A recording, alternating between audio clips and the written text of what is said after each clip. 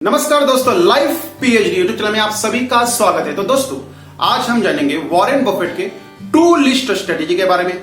इसको 3 step productivity strategy भी कहा जाता है। तो दोस्तों, इस स्ट्रेटेजी का यूज करके आप अपने जो जीवन के गोल्स है उनको जल्दी हासिल कर सकते हो। जो गोल्स है उनको अच्छी तरह से प्रायोरिटाइज कर सकते हो। आपको जो कंफ्यूजन आता है कि कौन सा काम अभी करूं, बाद में कौन सा काम करना चाहिए, उसमें प्रायोरिटी लेने में आपको जो दिक्कत आती है उसका भी सॉल्यूशन इस वीडियो में आपको मिल जाएगा। तो दोस्तों, चलिए शुरू करते हैं वॉरेन बफेट के टू लिस्ट स्ट्रेटेजी के बारे में जानने के लिए। माइक फ्लिंट वॉरेन बफेट का पर्सनल एयरप्लेन पायलट था। 10 साल से वो उनके साथ काम कर रहा था। एक बार वॉरेन बफेट उसके पास गए।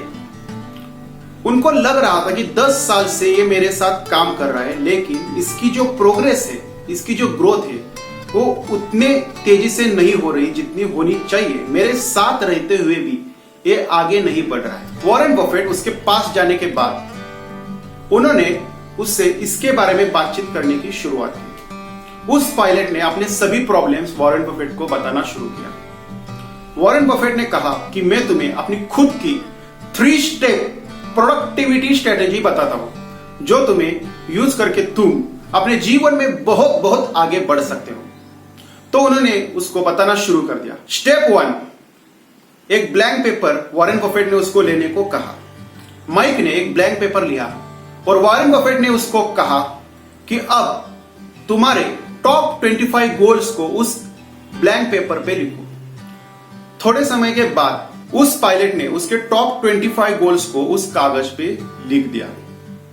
उसके बाद वॉरेन बफेट ने उसको कहा, अब और थोड़ा टाइम लो और उसमें से टॉप 5 गोल्स को चुनो जो तुम अभी जल्दी से हासिल करना चाहते हो। उस पायलट ने थोड़ा टाइम लिया, थोड़ा सोचा, उसको रिव्यू किया और टॉप 5 को उसने सर्कल किया। तो दोस्तों, मैं आपसे कहना चाहता हूं, अगर आप भी इसमें इंटरेस्टेड है तो अभी एक ब्लैंक पेपर लीजिए और उस पे अपने खुद के टॉप 25 गोल्स को लिखिए और उसके बाद उसमें से टॉप 5 गोल्स को सर्कल कीजिए जो आप जल्दी पाना चाहते हैं, जो आपको लगता है कि वो आपको मिलना ही चाहिए।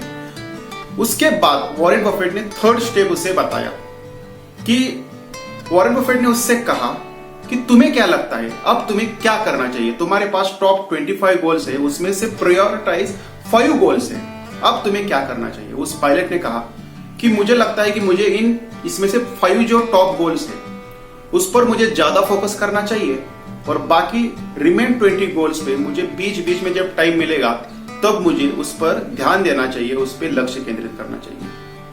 वॉरेन बफेट ने कहा, एकदम गलत। जो बाकी रिमेन 20 गोल्स की लिस्ट है, उस लिस्ट को तुम कह सकते हो avoid at all cost list.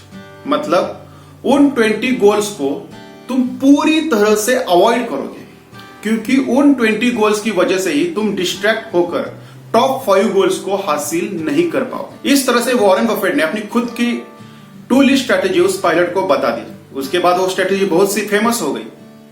इस स्ट्रेटेजी का यूज करके आप अपने काम में फोकस को बढ़ा सकते हैं, अपनी प्रोडक्टिविटी को बढ़ा सकते हैं। आपको सिर्फ फर्स्ट टॉप 5 गोल्स पे ध्यान केंद्रित करना है। होता क्या है, जब बहुत सारे गोल्स होते हैं, जो महत्वपूर्ण गोल्स होते हैं, उन पर लक्ष्य देना हम भूल जाते हैं, उनकी तरफ ज्यादा ध्यान नहीं देते। उसकी वजह से हम ज्यादा कुछ हासिल नहीं कर पाते। जब हमारे पास टॉप 5 गोल्स होते हैं और हमें यह भी पता होता है कि कौन कौन से गोल्स हमें डिस्ट्रैक्ट कर सकते हैं, जो बाद रिमेनिंग 20 गोल्स होते हैं, तो हमें उन 20 गोल्स को पूरी तरह से अवॉइड करना है, उनको निग्लेक्ट करना है। और उसके बाद जब आप अपने टॉप 5 गोल्स पे ध्यान केंद्रित करते हो, कंसंट्रेट करते हो, तब आप जल्दी प्रोग्रेस पा लेते हो। 25 इनकम्प्लीट गोल्स पाने से अच्छा है 5 गोल्स जो आप पूरी तरह से हासिल कर लो। तो दोस्तों, अंत में एक बार फिर मैं आपके लिए समराइज कर देता हूं। स्टेप 1 है अपने टॉप 25 गोल्स को लिख ले। उसके बाद स्टेप 2 है उसमें से टॉप 5 गोल्स को आपको सर्कल करना है। उसके बाद आपके पास 2 लिस्ट होगी, एक टॉप 5 गोल्स की और रिमेनिंग 20 गोल्स की।